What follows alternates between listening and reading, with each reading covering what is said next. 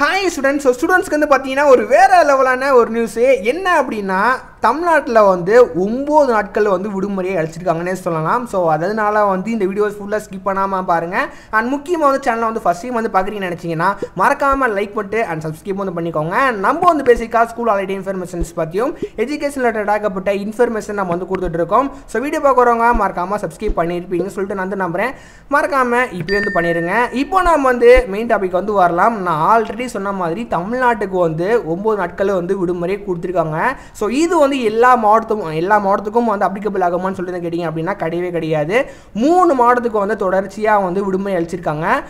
வந்து திருச்சி மாவட்டம். திருச்சியை பொறுத்த வரைக்கும் ஆல்ரெடி வந்து 10ஆம் தேதி விடுமுறை கொடுத்துட்டாங்கன்னு சொல்லலாம். 10, 11, 12, 14, 15, 16, 17, 18, 19 இந்த நாட்கள் ஃபுல்லாகவே வந்து திருச்சி மாவட்டத்துக்கு வந்து விடுமுறை கொடுத்துருக்காங்க. 13ஆம் தேதி வந்து உங்களுக்கு எப்பயும் போல் இருக்கும். அதனால 13ஆம் தேதி வந்து உங்களுக்கு விடுமுறை அளிக்கப்படலை. மற்றபடி வந்து 10லேருந்து 19 வரைக்கும் உங்களுக்கு விடுமுறை கொடுத்துருக்காங்கன்னே சொல்லலாம். எதுக்காண்டி இவ்வளோ விடுமுறை அப்படின்னு சொல்லி வந்து கேட்டிங்க அப்படின்னா, அங்கே வந்து கோயில் திருவிழா நடக்கிறனால அங்கே வந்து உள்ளூர் விடுமுறை வந்து கொடுத்துருக்காங்க. ஆல்ரெடி திருச்சியில் இருக்கவங்களுக்கு மோஸ்ட்லி வந்து தெரிஞ்சிருக்கும். அண்ட் 13ஆம் தேதி வந்து மோஸ்ட்லி நிறைய பேருக்கு வந்து கன்ஃபியூஸாகவே இருந்திருக்கும். அண்ட் 13ஆம் தேதி எப்பயும் போல் ஒர்க்கிங் டேவாக வந்து இருக்க போகுதுன்னே சொல்லலாம். அதில் எந்த ஒரு மாற்று கருத்தும் வந்து கிடையாது. அண்ட் ரெண்டாவதாக வந்து கடலூர் மாவட்டத்துக்கு வந்து உங்களுக்கு 9 நாட்கள் விடுமுறை கொடுத்துருக்காங்க. கடலூர் மாவட்டம் மட்டும் கிடையாது, ராமநாதபுரத்துக்கும் வந்து 9 நாட்கள் விடுமுறை இப்போ வந்து கொடுத்துருக்காங்கன்னே சொல்லலாம். எப்போ வந்து ஸ்டார்ட் ஆகுது அப்படின்னா 11ஆம் தேதி வந்து ஸ்டார்ட் ஆயிடுச்சு. ஸோ 11ஆம் தேதியிலேருந்து 19 வரைக்கும் உங்களுக்கு விடுமுறை கொடுத்துட்டாங்க. அதாவது கடலூர் மாவட்டத்துக்கும் அண்ட் ராமநாதபுரத்துக்கும் வந்து 9 நாட்கள் விடுமுறை கொடுத்துருக்காங்கன்னே சொல்லலாம்.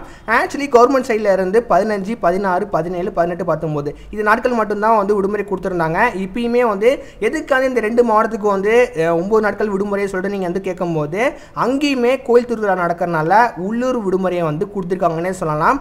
அதனால அஃபீஷியலாக வந்து எல்லா ஸ்கூலுக்கும் வந்து எப்போ லீவ் வந்து கொடுப்பாங்க அப்படின்னு சொல்லிட்டு வந்து கேட்டிங்க அப்படின்னா, ஆல்ரெடி சொன்ன மாதிரி 15லேருந்து 19 வரைக்கும் தான் லீவு. அண்ட் திருச்சி மாவட்டத்துக்கும் அண்ட் கடலூரும் ராமநாதபுரத்துக்கும் வந்து கோயில் திருவிழா நடக்கிறனால அங்கே வந்து உள்ளூர் விடுமுறையை கொடுத்துருக்காங்கன்னே சொல்லலாம்.